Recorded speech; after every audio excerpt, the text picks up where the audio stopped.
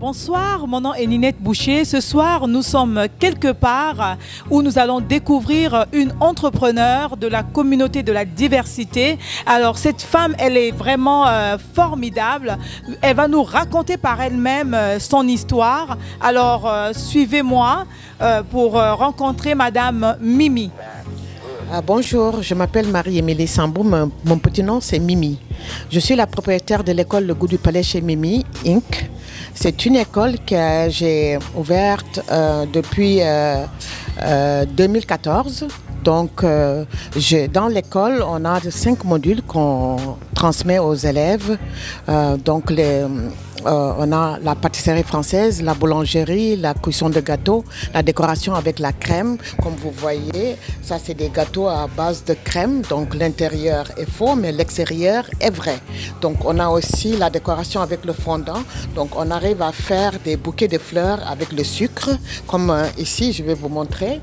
Ça c'est un bouquet de fleurs qu'on va mettre pour les gâteaux de mariage. Mais l'élève arrive à faire sa fleur à base de sucre. Donc, et là, c'est les tests. Quand les élèves ont fait au moins 3 mois, ils arrivent à sortir des gâteaux, des faux gâteaux, mais les fleurs sont vraies avec le sucre. Ils arrivent à faire un panier à base de crème.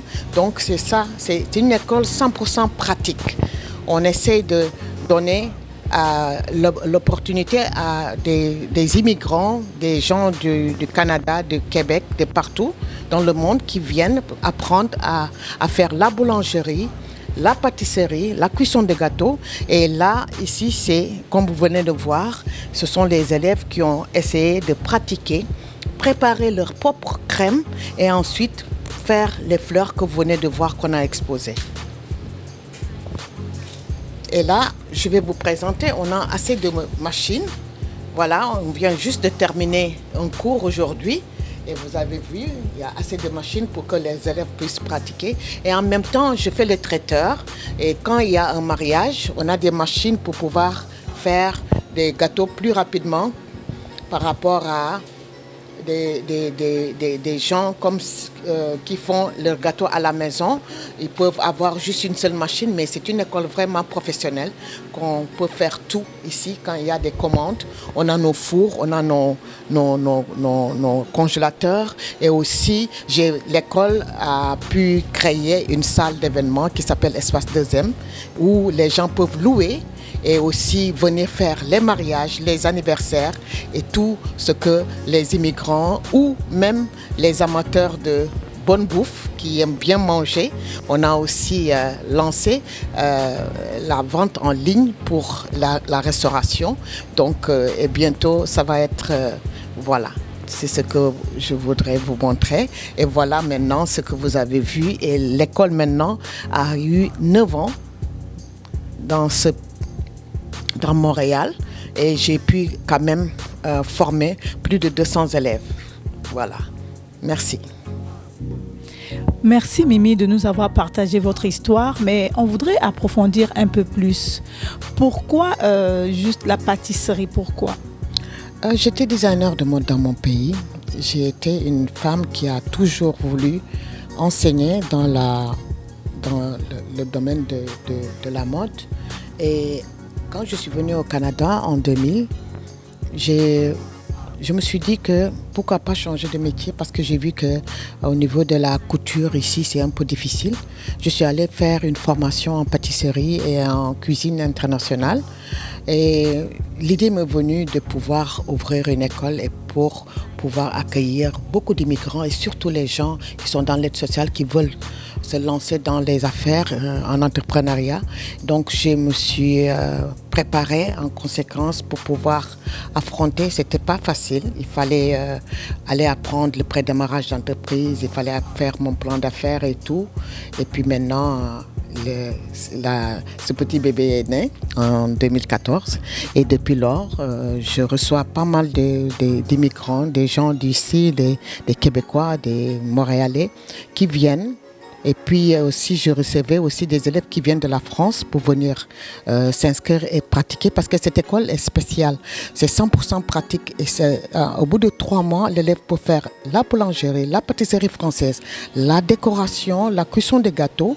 et la viennoiserie. Donc, on apprend vite et bien pour pouvoir aller vite dans le marché du travail.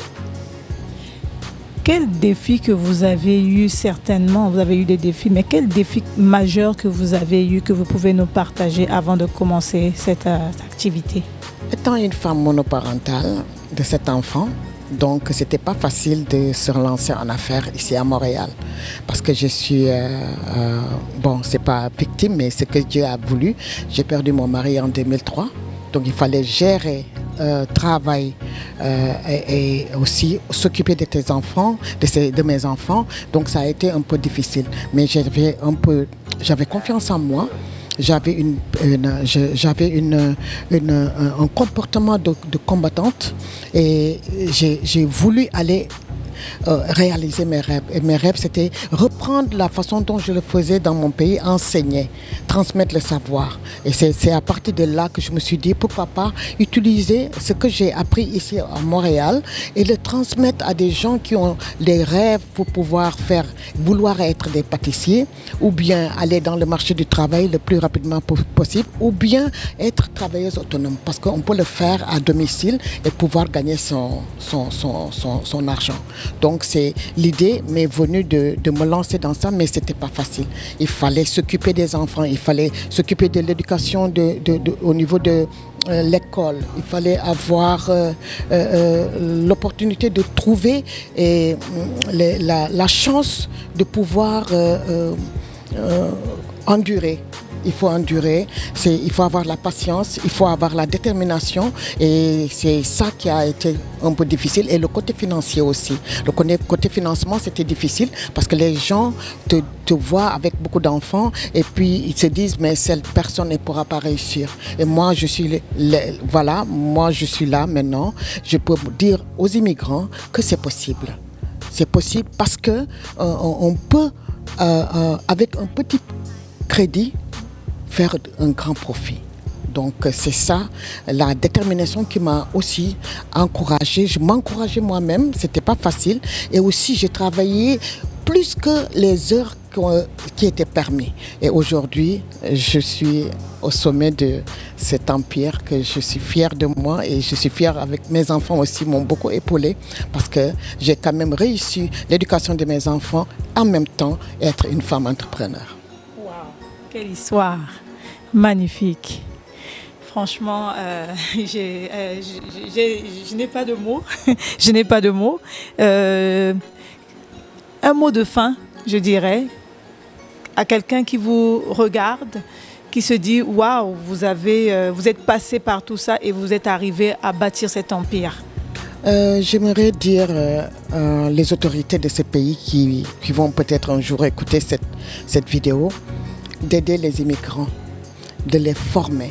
La formation n'a pas de prix. C'est comme j'ai surnommé cette école Le Goût du Palais chez Mimi comme les Nations Unies. Il y a toutes sortes d'ethnies, de pays, des ressortissants de leur pays qui viennent de partout dans le monde, qui viennent maintenant s'inscrire et puis prendre la formation. Et je dirais aux immigrants qui arrivent de ne jamais baisser les bras, d'être patients et aussi de ne pas avoir honte d'aller cogner la porte pour pouvoir se faire aider.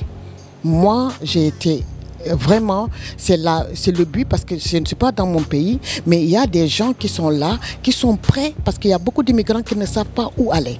Il y a beaucoup d'immigrants qui ne savent pas où est-ce qu'on doit aller demander de l'aide. Et moi, j'ai fait beaucoup de bénévolat, j'ai côtoyé pas mal de personnes qui m'ont aidé à me donner le chemin où aller trouver de l'aide. Et même si ce n'est pas de l'argent, mais au moins des conseils. Parce qu'il y a des gens qui pensent qu'étant ici, on ne peut pas ouvrir une entreprise. Et pourtant, c'est facile. Dès que vous avez l'information, on peut se lancer, être déterminé, être patiente et puis travailler. Travailler. Et je crois qu'avec le travail, on peut aller très loin. Merci beaucoup, Mimi, de nous avoir reçus. Vraiment, vous pouvez remarquer que c'est une femme déterminante, une femme qui ne s'est pas laissée faire, une femme qui a pris sa vie en main malgré tout ce qui s'est présenté devant elle, une image qui était peut-être sombre pour certains, mais aujourd'hui, on peut voir cette image fleurir par ces beaux gâteaux, par tout ce paysage. Franchement, c'est magnifique et je dirais à tous ceux qui regardent, continuez, travaillez, travaillez, travaillez.